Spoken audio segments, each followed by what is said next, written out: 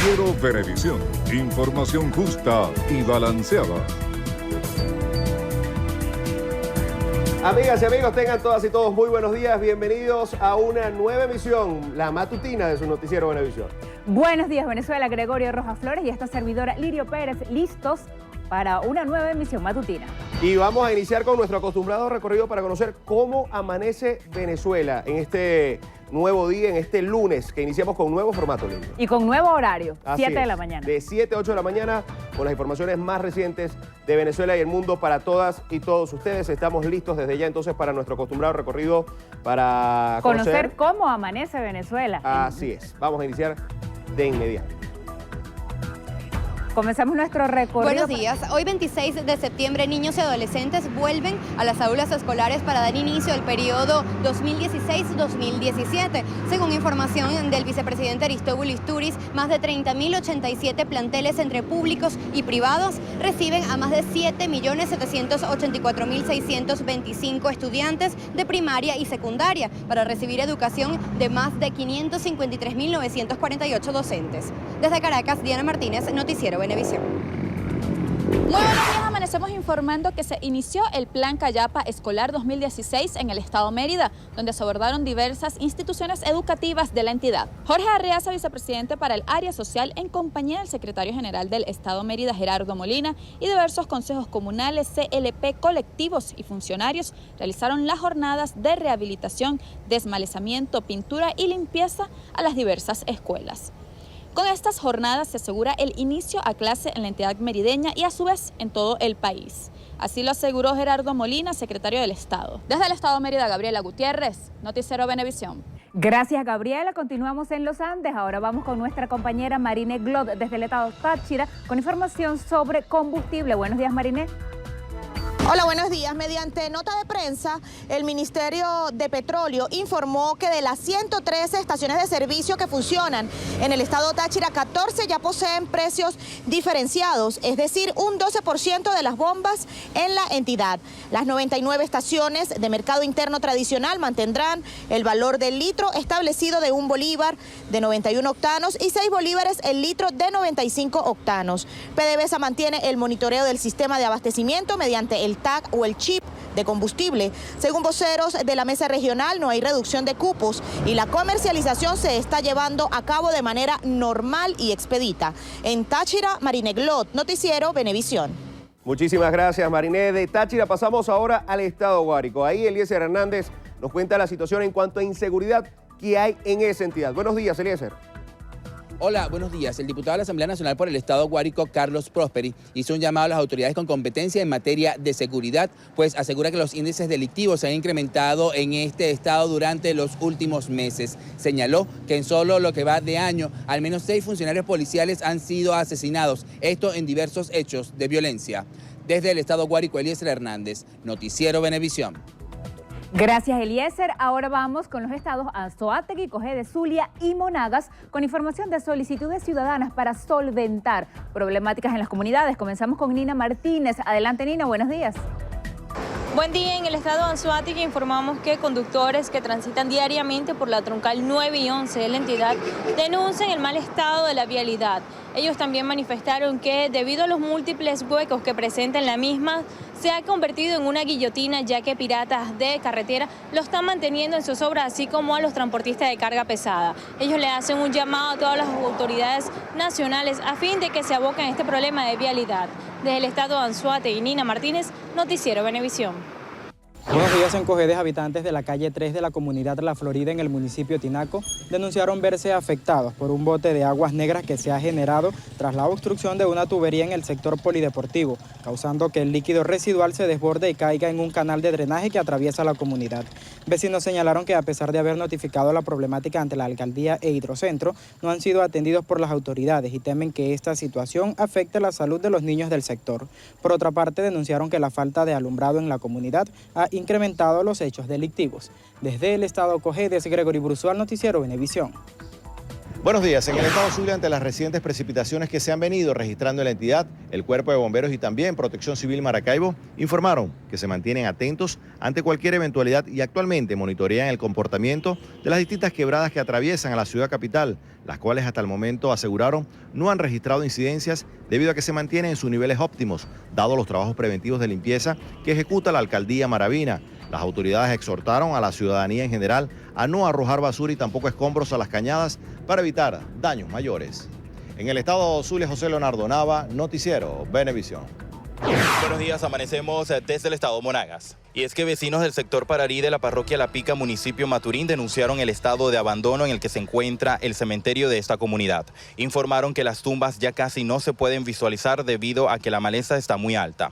Al igual, lo que alguna vez fueron arreglos como floreros y santos se encuentran totalmente destrozados. Habitantes de esta localidad exigieron a las autoridades hacerle un mantenimiento al camposanto, ya que en el estado en que se encuentra se presta de escondite para quienes realizan actos delictivos. Desde el estado Monagas, en alianza con TV Plus, Alexis Abreu, Noticiero Venevisión. Muchísimas gracias, Alexis. Y cerramos nuestro recorrido por las regiones del país en Yaracuy con Joel Vargas y el Encuentro Cultural. Buenos días, Joel. Hola, buenos días. Acá en el estado se realizó el primer encuentro de cronistas latinoamericanos con la intención de dar a conocer la voz de los pueblos, con la visita de cronistas de Cuba, Colombia, Venezuela y México. Los temas que se trataron en este encuentro fueron la globalización y el neoliberalismo, reto para los cronistas, el cronista en Venezuela, entre la ley y el oficio, además del cronista e interacción de los pueblos. La intención de este encuentro de cronista es internalizar que en cada uno de los pueblos que conforman nuestro país, Latinoamérica y el mundo, se debe contar la historia. De Yaravisión reportó Joel Vargas para Noticiero Venevisión. Muchísimas gracias, Joel. De esta forma terminamos nuestro recorrido para conocer cómo amanece cada entidad del país. Continuamos. Henry Rangel Silva, gobernador del estado Trujillo, afirmó que el gobierno nacional perdería el revocatorio de realizarse este año, pero destacó que si se realiza en el 2017, lo perdería la oposición. Ninguna persona que esté en el gobierno, que esté en el poder, va a querer que le hagan un revocatorio. Y es lógico las estrategias que hace el gobierno para evitar el revocatorio. Hay que recordar que el referéndum se basa en el descontento popular. En este momento hay descontento de la población para que el referéndum... Por el desabastecimiento, claro. Uno no puede abstraerse de una realidad. Y es por ello que hay un juego de estrategia. A la oposición le conviene que el referéndum sea este año, y al gobierno no. Pero el año que viene ya las posibilidades de que el referéndum vaya el año que viene para la oposición son contrarias. Rangel Silva considera que el revocatorio no debe ser una prioridad para el diálogo entre gobierno y oposición. Un grupo hace una lista de los 10 elementos que quiere poner al diálogo. Otro grupo hace una lista de 10 elementos que tiene que colocar en el diálogo, hacen las exposiciones y empiezan a definir cuál de los tuyos sí voy, cuál de los tuyos no voy. No pueden decir, no voy al diálogo porque como tú no vas a yo le doy una patada a la mesa. El revocatorio, más que ir a un diálogo, es una acción. ¿Por qué la metemos en el diálogo? Si el referéndum ya es un derecho constitucional de la gente y lo que hay que es hacer las cosas correctamente para activarlo. El gobernador de Trujillo calificó como positivo el desarrollo de la actividad agrícola en ese estado. Yo arranqué el plan de agricultura urbana en el 2013 y tenemos más de 1.500 patios productivos que están funcionando de manera correcta en aves, en gallinas, en producción de cerdos, en producción de cachama y en producción hortícola, que ha sido un verdadero éxito en el estado. El gobernador del estado, Lara Henry Falcón, cuestionó la decisión del CNE para la recolección del 20% de las firmas. Aseguró que el ente responde ante un guión elaborado por el gobierno nacional. Esto de establecer esa recolección del 20% sobre la base de los circuitos regionales, eso dista mucho a lo que ocurrió hace unos años atrás, cuando el revocatorio se planteó frente al señor presidente Hugo Chávez Frías. ¿Cuál es la razón para que hoy entonces se establezca un horario administrativo para una consulta de referéndum revocatorio en la persona del presidente de la República, frente a una crisis estructural que mantiene al país en un limbo en materia económica, con grandes desequilibrios en el orden de lo social. Henry Falcón afirmó que el Tribunal Supremo de Justicia y el Consejo Nacional Electoral están en contra de los intereses colectivos del pueblo. También mencionó que de realizarse las elecciones regionales, el gobierno las perdería rotundamente. El Consejo Nacional Electoral y el Tribunal Supremo de Justicia actúan como si fueran dependencias del Ejecutivo Nacional. No obran en función de los intereses de todo un pueblo. La situación en Venezuela es muy delicada, muy delicada. No es posible cambiar el modelo económico si no cambiamos el modelo político. Y para cambiar el modelo político tenemos que cambiar el gobierno. Ahora lo queremos hacer en términos democráticos, como lo establece la Constitución. El gobernador del estado Lara puntualizó la necesidad de un diálogo político como solución a la crisis del país. Expresó que se necesitan acuerdos sustanciales en materia de producción, inseguridad y separación de poderes. País tolerante, pero también el gobierno que necesitamos tolerante, que acepte ser ayudado, porque esto no lo va a resolver el gobierno solo, tampoco lo va a resolver la oposición sola. No lo va a resolver el sector privado solo. Necesitamos una mancomunidad de esfuerzos y de allí la necesidad de que más que diálogo, entendimiento, acuerdos. El gobernador del estado Anzoátegui, Nelson Moreno, se refirió a la polémica generada por la difusión de imágenes de varios recién nacidos ubicados en cajas de cartón en el Hospital Domingo Guzmán Lander. A juicio de Moreno, la persona que colocó a los neonatos en las cajas no actuó de mala fe, sugirió al personal médico buscar alternativas mientras entregan los menores a sus madres. Me parece a mí que una de las cosas importantes sería tener otros espacios para cubrir eso. O sea, de repente existe la buena voluntad de alguien de colocar a un bebé en una cajita. Es posible, eso es por la buena voluntad, no hay mala fe en eso. Entonces, en lugar de tener una cajita, tengan una canastilla al lado de la mamá y si van a colocar una cajita, agarren con mucha creatividad una cajita, la decoran bien, la acomodan tipo canastilla y la colocan allí. El Instituto Venezolano de los Seguros Sociales admitió la situación ocurrida en el Hospital Dr. Guzmán Lander del estado Anzoátegui, donde se evidenció la ubicación de recién nacidos en cajas de cartón. Según Carlos Rotondaro, presidente del IBSS, el equipo médico de guardia no consultó a la directiva del hospital antes de tomar esta decisión y tampoco trasladaron a los neonatos hacia las habitaciones con sus madres. Según Rotondaro, se constató que en el retén conjunto había 7 incubadoras disponibles que no fueron usadas. Responsabilizó a un médico pediatra de tomar fotografías a los recién nacidos y divulgarlas por las redes sociales. Néstor Reverol, ministro de Interior, Justicia y Paz, y Antonio Benavides Torres, comandante general de la Guardia Nacional Bolivariana, activaron los comandos rurales en los municipios Baruta y El Hatillo para garantizar mayor seguridad a los habitantes de esos sectores. Liz Flores nos informa. En el sector La Limonera del municipio Baruta del estado Miranda fue activado el comando rural que contará con 220 guardias nacionales para proteger a los productores agrícolas y a toda la población, según el ministro Néstor Reverol.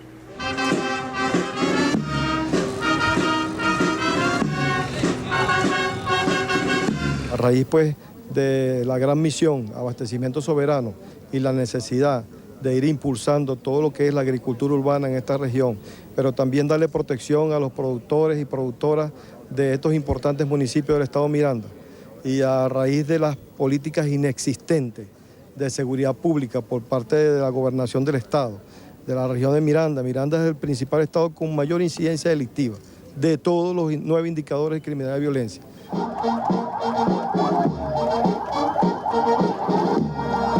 El delito que comúnmente se realiza en esta zona son el delito de la extorsión, el delito del secuestro y todas esas situaciones de difícil por el desempeño que ha tenido el auge delictivo.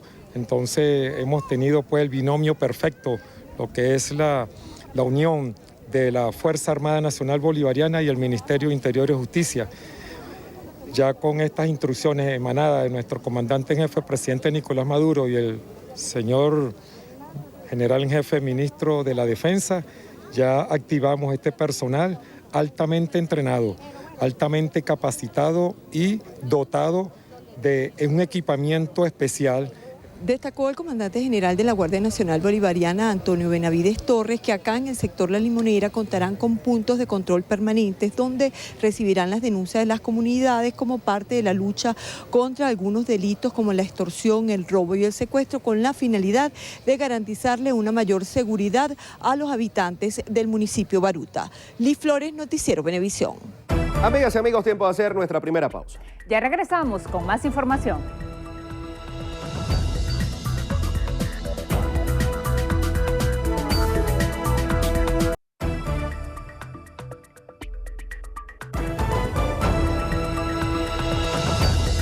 Siete 14 minutos de la mañana. Lorena Freites, ministra para la Agricultura Urbana, aseguró que la activación de comandos rurales de la Guardia Nacional Bolivariana en los municipios Baruta y El Hatillo garantizará una mayor seguridad a los productores agrícolas de esa zona. ¿Cuál es la idea de que existen comandos rurales en esta zona? Proteger anillos de producción o de soberanía alimentaria para la ciudad de Caracas. Recordemos que El Hatillo, la zona rural del Hatillo, es una histórica zona de producción agrícola en la región capital, y producto del flagelo de la violencia y de la inseguridad, nuestros productores estaban desplazándose, estaban dejando abandonadas sus tierras, y bueno, con estas acciones del gobierno bolivariano lo que buscamos es que se potencie y se fortalezca la actividad agrícola en El Hatillo, en la zona rural del Hatillo y en Baruta. Jesús Torrealba, secretario ejecutivo de la MUDA, afirmó que la unidad no está dispuesta a enterrar el revocatorio, por lo que pidió a los venezolanos estar atentos a los anuncios que darán el día de hoy. Torrealba confirmó que la alianza opositora rechaza las condiciones establecidas por el Consejo Nacional Electoral sobre la recolección del 20% de manifestaciones de voluntad. Precisó que tras varios encuentros donde participaron representantes de distintos sectores del país, alcanzaron un consenso que se verá reflejado en la hoja de ruta que presentarán en horas de la mañana, donde, según Torrealba, la única voz que hablará será la de toda Venezuela. Blanca Ecaut, coordinadora nacional del Gran Polo Patriótico, insistió en que el referendo revocatorio no es una obligación. Descartó que el mecanismo sea una opción para solucionar los problemas que hay en el país. La vicepresidenta de Movimientos Sociales del PSV aclaró que si el referendo revocatorio se realiza este año, se estaría pasando por encima de la Constitución. También se refirió a las condiciones dispuestas por el CNE para la recolección del 20%. En este sentido, instó al cumplimiento de la normativa y señaló que el proceso no se solicitó en el tiempo correspondiente. A juicio de Ecaut, la Mesa de la Unidad Democrática ya incumplió el reglamento del Poder Electoral. Sobella Mejías, ex rectora del Consejo Nacional Electoral, aseguró que el ente comisal aprobó criterios irracionales sobre la recolección del 20%. Mejías considera que el Poder Electoral está violando el derecho que tienen los venezolanos de expresar su voluntad y además obstaculiza su participación protagónica en los asuntos políticos. Aseveró que el CNE no debe promover situaciones que limiten el ejercicio soberano del pueblo porque a su juicio no se estaría favoreciendo la paz en el país. Juan Pablo Olalquiaga, presidente de Conindustria, ve con buenos ojos que la Unidad Democrática se reuniera con diversos sectores para contribuir con la reconstrucción del país. Olalquiaga considera de suma importancia que todos den su aporte para afrontar la actual crisis, ya que a su juicio el país vive una terrible incertidumbre. El hecho de que la Mesa de la Unidad, a través de Chugo, convoque a otras organizaciones sociales que tienen peso en el país, una de las cuales es Conindustria, es fundamental. Agradecemos que se tome en cuenta nuestra opinión, así como se debe tomar en cuenta la opinión de muchas otras organizaciones que tienen peso en la sociedad. Freddy Bernal, jefe nacional de los comités locales de abastecimiento y producción, negó que el CNE tome decisiones para favorecer al oficialismo. A su juicio, si el poder electoral está parcializado, es con la oposición. El dirigente del PSUV argumentó que hay suficientes denuncias de fraude en el proceso como para que el referéndum revocatorio no se realice este año. Por otra parte, Bernal precisó que actualmente hay estructurado en el país unos 21.000 CLAP y aseguró que cada semana se suman entre 6 y 12% en la distribución y en estructura. Asimismo, ratificó que los CLAPs han sido creados para enfrentar a la guerra económica. Liliana Hernández, dirigente de Un Nuevo Tiempo, insistió en que la recolección del 20% de firmas no debe realizarse por Estado porque se trata de un revocatorio contra el presidente de la República. Hernández considera que desde la llegada de Nicolás Maduro a la presidencia, la consulta popular se ha perdido. Aseguró que el gobierno le tiene pánico a la expresión popular y eso, a su juicio, representa un fracaso de la revolución. Puntualizó que la oposición debe definir un objetivo fijo de llegar al poder, porque sostiene que lo importante es rescatar la institucionalidad en el país. Para el inicio de este periodo escolar, las familias venezolanas han manifestado su preocupación por el alza de precios de útiles y uniformes escolares. Zulimar Dudamel realizó un trabajo especial para brindarnos mayor información al respecto. Realizamos un recorrido por los diferentes comercios y ferias escolares de Caracas. Allí pudimos contactar que la mayoría de comerciantes y padres coinciden que para este año uniformes y útiles escolares han aumentado un aproximado de un 200% en comparación con el año pasado. Según ellos, para dotar a un solo niño deben invertir más de 100.000 bolívares. Hasta los momentos he invertido en ellos dos solamente, no acá, sino por fuera, o sea, como 190 en los niños. Eso me habla de uniformes, zapatos. Uniformes, zapatos deportivos, zapatos para el liceo, mono deportivo, camisa. Me faltaría más que todo terminar de comprar los útiles personales, los útiles de ellos. Cuando compramos este año nos sorprendimos, así que bueno, ni modo, nos toca. No podemos reducirlo porque lo necesita igual. Entonces, preferimos limitarnos en otras cosas y no lo de ellos. Mientras tanto, comerciantes se quejan de la disminución del 50% de las ventas. El año pasado costaban mucho menos de la mitad de lo que hoy en día cuesta. El que llevaba 3 uniformes o 4, ahorita lleva 1, a lo máximo 2. Por lo menos el año pasado, a esta época, uno ya veía casi la mayoría habían comprado y ahorita la gente llega y lo que dice es, mira, vamos a esperar. Representantes aseguran que debido a estos altos costos se mantienen en la búsqueda de alternativas para brindar a sus hijos las herramientas necesarias para que puedan continuar con sus estudios. Zulimar Dudamel, Noticiero Venevisión. Momento de hacer una segunda pausa. 7:21 de la mañana, enseguida regresamos con más información.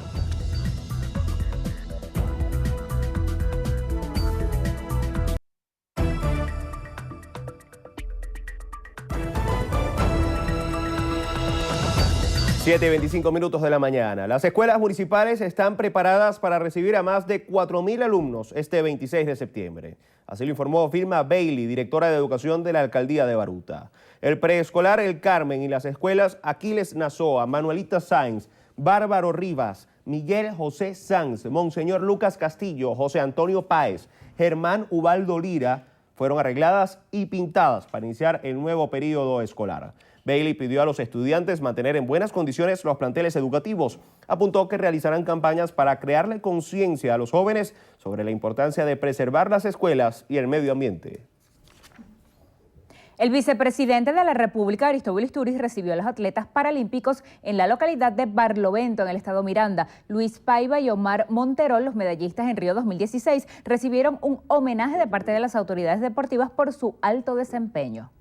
Con el cariño hemos dado un recorrido por toda la población de Higuerote en una caravana desde la entrada del pueblo, donde nuestros atletas saludaron, contactaron, agarraron la mano y sintieron el calor de nuestro pueblo. Esta bienvenida significa para ustedes el cariño de nuestro pueblo. Decirle que los barloventeños estamos orgullosos de ustedes. Decimos que sigan para adelante y que su ejemplo lo va a ser tomado por toda nuestra juventud para seguir creciendo como pueblo y seguir creciendo como país. Para Antonio Ecarri, dirigente de la unidad, es una nueva estafa el plan de reparación de escuelas Callapa Escolar, puesto en marcha por el Ministerio de Educación. En un recorrido por los sectores San Isidro y la Vuelta del Toro en Catia, Ecarri rechazó la medida por considerarla una improvisación gubernamental que a su juicio no va a resolver la escasez de alimentos ni el deterioro de las escuelas. Cuestionó que el ministro de Educación, Rodolfo Pérez, amenace con fiscalizar las escuelas privadas cuando, según Ecarri, el programa de alimentación del sistema público no garantiza la comida. El dirigente de la unidad insistió en que se debe aperturar un canal humanitario en el país que permite el ingreso de productos básicos para habilitar las escuelas como comedores escolares. Diana D'Agostino, esposa del presidente de la Asamblea Nacional, Henry Ramos Ayub, denunció que el jefe de seguridad del Parlamento, Cormoto Rodríguez, fue trasladado a la cárcel de Tocuyito a pesar de su delicado estado de salud. La directora del programa de visitas guiadas del Parlamento informó que Rodríguez ha perdido 40 kilos y que sufre de amibiasis. Sentenció el hecho de que no se le permitiera recibir atención médica. Por su parte, Ángel Rodríguez, hijo de Cormoto, también acusó a través de su cuenta en la red social Twitter el traslado de su padre, el cual condenó de arbitrario. Familiares de Braulio Jatar denunciaron que el periodista fue trasladado nuevamente y desconocen su paradero. Braulio Jatar, hijo del director del medio digital Reporte Confidencial, precisó que no les informaron hacia dónde llevarían a su padre. Por su parte, Silvia Martínez, esposa del periodista, exigió a las autoridades que respeten los derechos humanos del comunicador debido a su delicado estado de salud. Braulio Jatar permanece detenido por extorsión, fraude, legitimación de capitales, entre otros delitos, según imputación del Ministerio Público. El director del Servicio Administrativo de Identificación, Migración y Extranjería, Juan Carlos Dugarte, anunció los trabajos realizados para automatizar todos los puntos migratorios de los principales aeropuertos del país y de la frontera. Dugarte informó que en los próximos días será inaugurado el punto migratorio de Boca de Grita, que se hizo para adecuarse a los convenios que se establecieron durante una reunión entre el presidente Nicolás Maduro y su homólogo de Colombia, Juan Manuel Santos. Asimismo, expresó que los estados Amazonas, Apure, Táchira y Zulia contarán con personal capacitado para informarle a la población el funcionamiento de la tarjeta de movilidad fronteriza. En el estado Carabobo, las estaciones de servicio de Valencia estuvieron abarrotadas durante el fin de semana debido a una falla en la distribución de gasolina. La zona sur de la capital carabobeña fue la más afectada. Casi el 90% de las estaciones de servicio estaban cerradas. El personal encargado reveló que el paro de los choferes que transportan el combustible hacia las distintas estaciones de servicio fue lo que desencadenó la contingencia. Los trabajadores y encargados también manifestaron desconocer cuándo se realizará el próximo despacho de gasolina. Alfonso Marquina, diputado por la Unidad, denunció que guardias nacionales del antiguo Comando Rural de El Tocuyo en el estado Lara desvalijaron el recinto donde operaban. Según Marquina, piezas de baño, bombillos, cableados, lámparas, entre otras cosas, fueron arrancadas de su sitio original e incluso destruidas. Al parecer, solo han devuelto las piezas de baño. El parlamentario comentó que por acciones como esta, las Fuerzas Armadas pierden credibilidad. Exhortó a las autoridades a investigar el caso y a concienciar a las comunidades para evitar que se repitan estos actos. En materia de sucesos, 2 sujetos fueron asesinados en la urbanización Horizonte del municipio Sucre cuando se disponían a robar en la calle Táchira de esa urbanización. Según la versión policial, los antisociales pretendían despojar de su vehículo a un habitante de la zona y al acercarse para robarlo, la persona estaba armada y disparó contra ellos. Los occisos fueron identificados como Antonini Gilberto Vivas Marcano, de 19 años, y Fres Kimberger González Pimentel, de 26. Según trabajadores del sector, hay una banda que tiene azotada la zona, pues esperan a los residentes de los complejos residenciales para interceptarlos y robarlos. Un jugador de la categoría sub-21 del Zulia Fútbol Club fue asesinado en el sector Ciudad Lozada de Maracaibo. La víctima, identificada como Aldair Gómez Mendoza, de 21 años, fue interceptado por un hombre y una mujer a bordo de una motocicleta, quienes le propinaron 4 disparos cuando se dirigía a un banco. Familiares presumen que los homicidas buscaban a uno de los hermanos de Mendoza. Otra muerte que se registró en la entidad fue la de un niño de 1 año de edad, quien falleció a causa de un cuadro de desnutrición severa que le fue diagnosticado hace 4 meses. Al parecer, la condición del menor empeoró y murió de un paro respiratorio. Según Julia Rodríguez, madre del pequeño, el menor había sido atendido 3 veces este año en un centro asistencial debido a su mal estado de salud. 3 sujetos fueron capturados por efectivos militares adscritos al Grupo Antiextorsión y Secuestro en el estado Anzoátegui, Gaes, por presuntamente estar incursos en el delito de extorsión. El teniente coronel Williams Calzadilla González indicó que José Ramón Ramos Barrera, de 20 años, actuó en complicidad con un interno del penal José Antonio Anzoátegui y solicitó 600.000 bolívares a un comerciante de Barcelona a cambio de no agredirlo junto a su familia.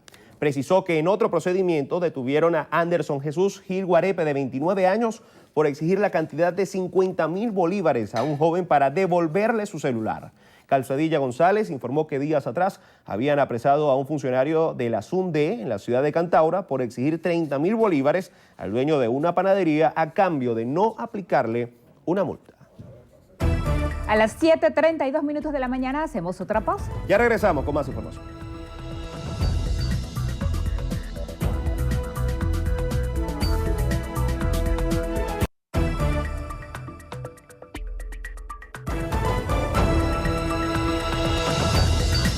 Continuamos. Hoy, Colombia será partícipe de una jornada histórica con la firma oficial del acuerdo de paz entre la guerrilla de las FARC y el gobierno neogranadino para poner fin a un conflicto armado que ha afectado al país por más de medio siglo. El pacto alcanzado el 24 de agosto será firmado por el presidente Juan Manuel Santos y el máximo líder de las Fuerzas Armadas Revolucionarias de Colombia, Rodrigo Londoño, mejor conocido por sus nombres de guerra, Timoleón Jiménez y Timochenko, quienes 15 jefes de Estado han confirmado su presencia a la cita internacional, entre ellos el cubano Raúl Castro, quien arribó el pasado domingo a Cartagena y cuyo país acogió durante casi 4 años las negociaciones, auspiciadas también por Noruega, Venezuela y Chile. Se tiene previsto que para el día de hoy llegue el secretario general de la ONU, Ban Ki-moon, y el secretario de Estado de Estados Unidos, John Kerry, así como otros mandatarios y representantes de organismos internacionales.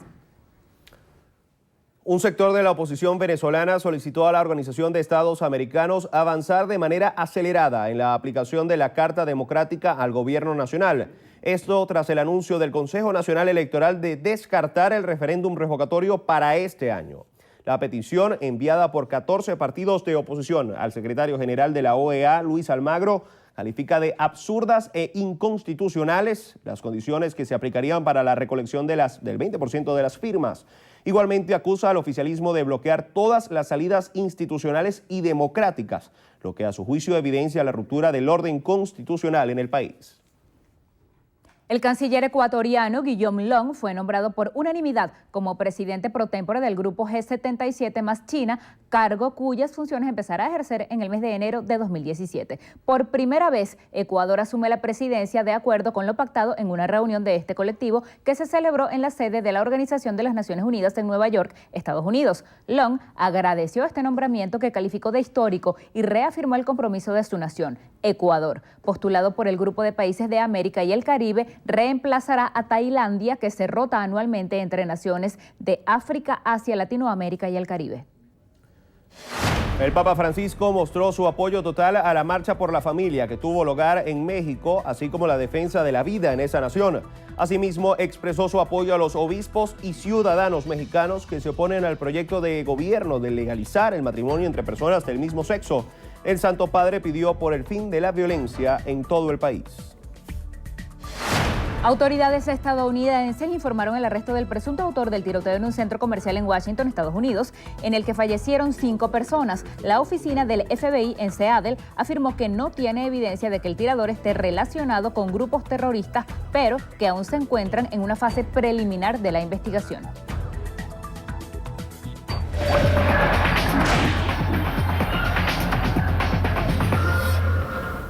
Iniciamos con una lamentable noticia que enlutó al mundo del béisbol este día domingo. El pelotero cubano José Fernández falleció en un accidente de lancha en Miami Beach, Estados Unidos, este domingo, según informó el equipo de los Marlins de Miami. Los medios locales indicaron que los bomberos respondieron a un llamado de la Guardia Costera que había encontrado un bote de 30 pies de largo estrellado contra un embarcadero.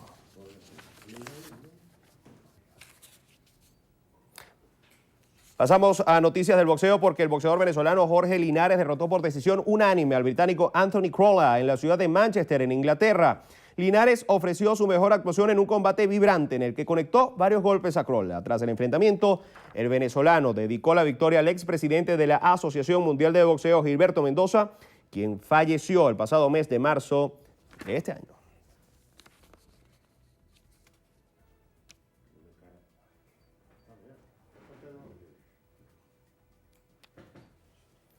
Y cerramos con noticias del karate, porque el venezolano Antonio Díaz debutó en la cúspide del Kata Mundial al conquistar el pasado domingo un nuevo título, el Open de Alemania de la Premier League Karate One. El criollo se impuso en la final de este torneo como parte de su preparación al Campeonato Mundial de Karate Do ante el español Damián Quintero por 3-2 en un combate que calcó la misma historia que en el Open de Austria celebrado el pasado mes de abril. De esta forma, Antonio Díaz se llevó la máxima distinción, la medalla de oro, y demostró que está listo para buscar la corona en el Campeonato Mundial de Karate Do que se llevará a cabo a finales del mes de octubre en Austria.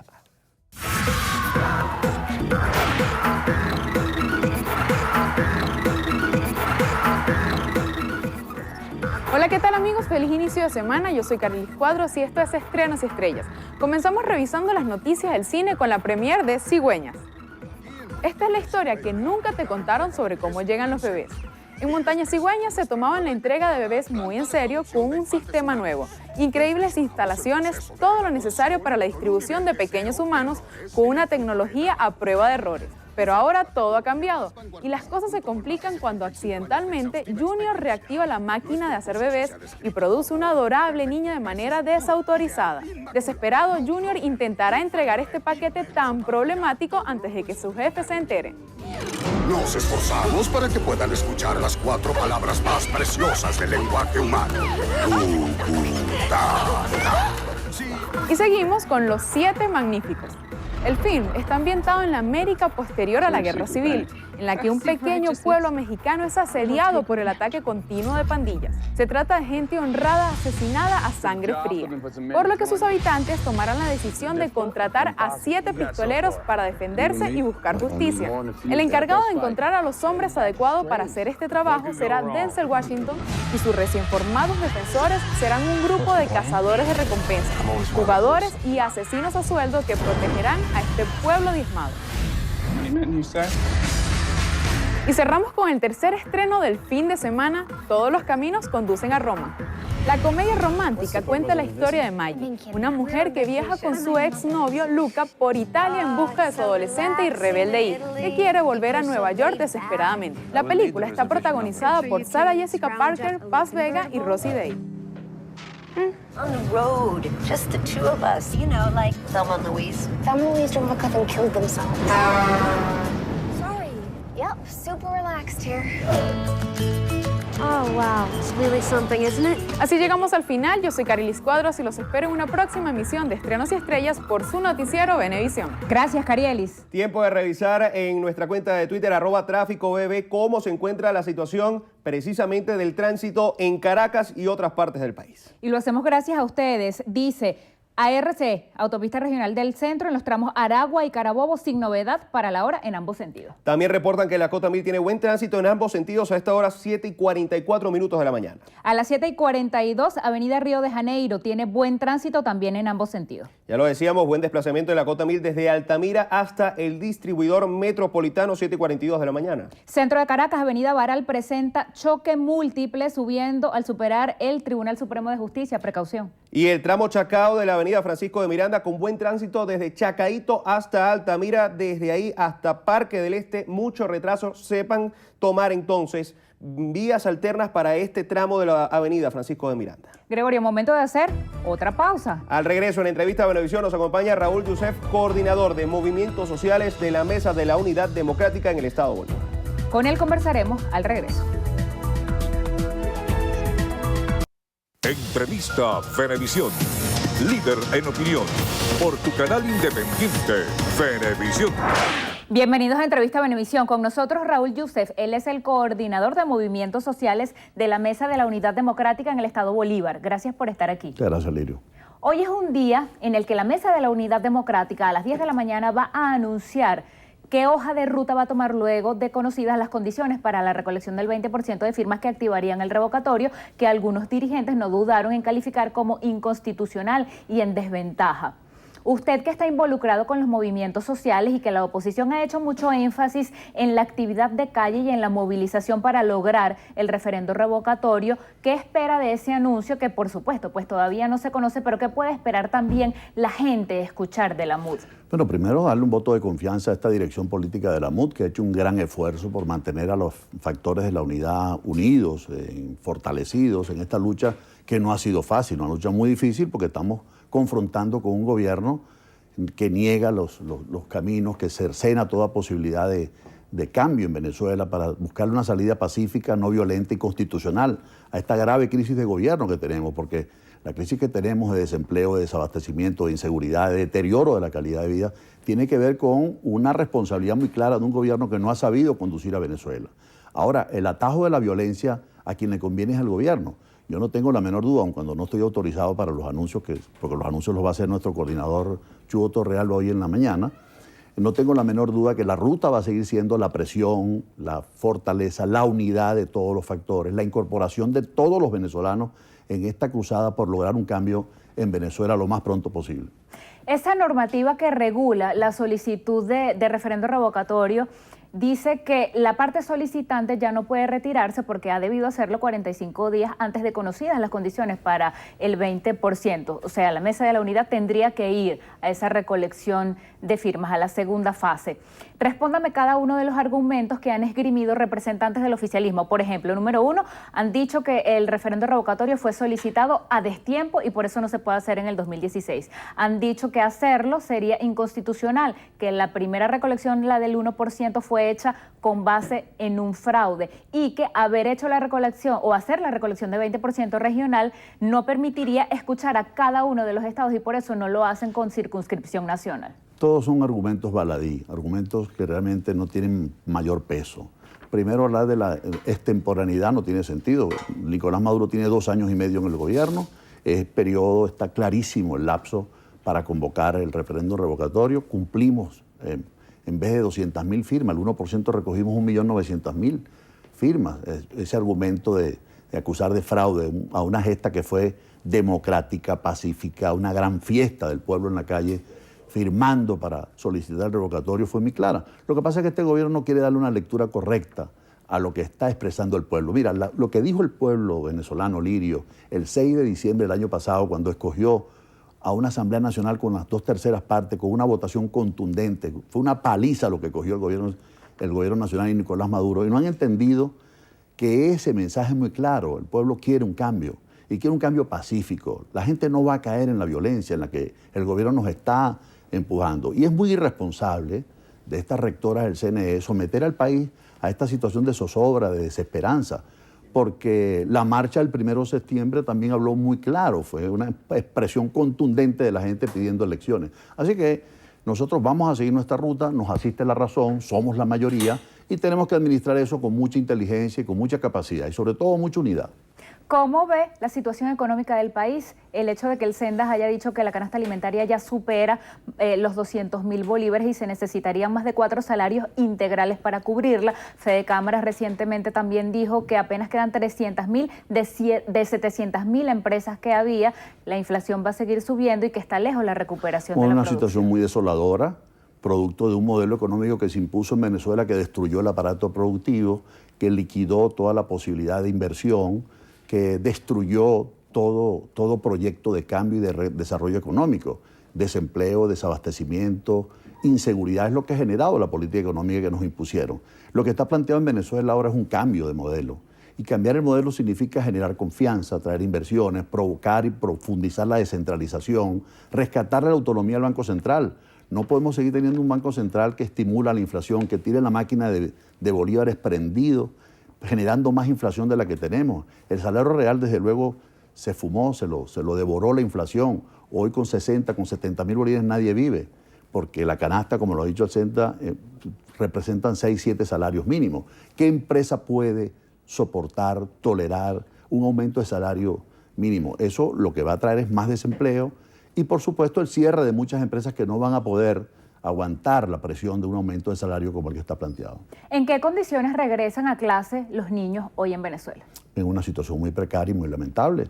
El gobierno abandonó las políticas del vaso de leche, del bulto, de todo lo que es la alimentación, el programa del PAMI, que fue muy bueno porque ayudó a que creciéramos en talla y en peso. Mira, hay un registro importante que yo quisiera, a propósito de esta pregunta, dejar claro aquí. En el año 58, cuando llegó la democracia, el promedio de talla del venezolano era de 1,51. 30 años después, gracias a la política del lactovisol y el vaso de leche, en talla aumentamos más de 23 puntos, o sea, 1,74. Es la razón por qué desarrollamos una clase media, se desarrolló un país. Y hoy eso se está viendo seriamente limitado. Vamos a tener problemas de talla y de peso porque muchos niños están acudiendo a los colegios sin la alimentación necesaria, sin la nutrición necesaria. La falta de proteína y de calcio complica y compromete el desarrollo y la salud de los niños. Usted, que viene de la región guayana, ha dicho que el Estado Bolívar está enfrentando una crisis que usted divide en 3 ejes: sanitario, servicios públicos y economía. ¿Cómo está el Estado Bolívar? ¿Cómo están las empresas básicas? ¿Cómo está la CDG? Yo quisiera traer buenas noticias del Estado Bolívar, porque el Estado Bolívar fue el estado donde Venezuela, la democracia, invirtió muchos recursos del petróleo para desarrollar un polo de desarrollo económico alterno al ingreso petrolero. Nosotros fuimos ese proyecto de transformación, ese sueño dorado, fuimos el Estado Bolívar. Hoy no podemos decir lo mismo. Hoy tenemos la inflación más alta de Venezuela.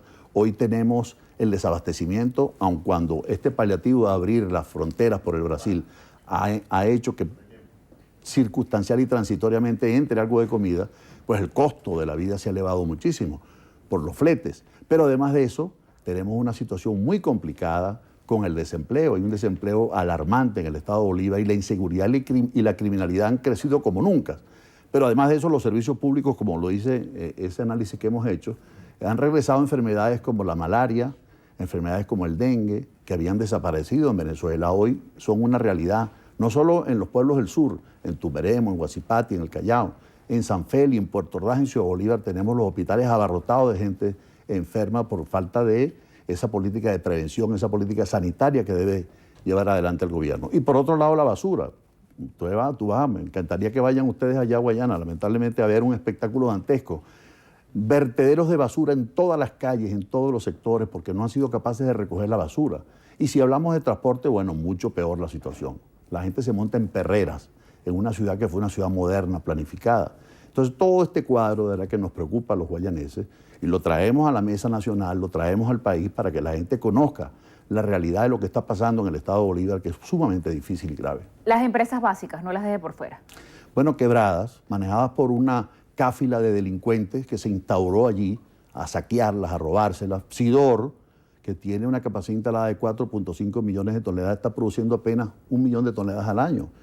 Y además de eso, la corrupción, la burocracia que se instauró allí la ha destruido en su operatividad. No hablemos del sector aluminio, de Alcasa, Edelca, que era la tacita de oro de los guayaneses. Nosotros, Edelca trabaja con electricidad. Es la única empresa que genera electricidad en el mundo quebrada. Eso es el récord Guinness. Eso es increíble, que una empresa que trabaja con agua, que genera electricidad, esté quebrada. ¿Por qué? Porque la han manejado como han manejado el gobierno, irresponsablemente, con una gran incompetencia en lo que tiene que ver con la orientación y el esfuerzo que debe llevar adelante una empresa de ese tipo. ¿Y el Guri, la central hidroeléctrica? Bueno, ya el tope de agua cubrió su nivel, seguimos con el racionamiento. Nosotros generamos en el Estado Bolívar más del 70% de la electricidad que se consume a nivel nacional y vivimos racionados en Puerto Ordaz, en San Feli, en Upata. El racionamiento es diario, continúa la política de racionamiento del gobierno y esto conspira contra el desarrollo y el progreso porque las empresas, los centros comerciales, se han visto afectados por el racionamiento eléctrico.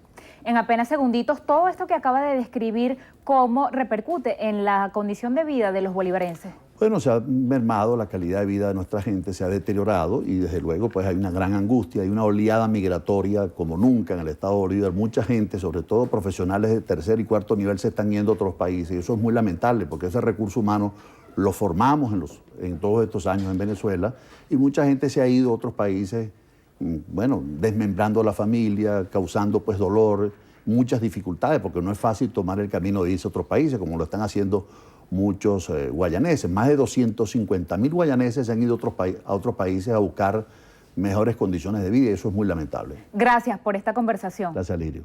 Despedimos así a Raúl Youssef. Él es el coordinador de movimientos sociales de la Mesa de la Unidad Democrática en el Estado Bolívar. Gregorio. Muchísimas gracias, Lirio. Amigas y amigos, hasta aquí la presente emisión de su noticiero Venevisión.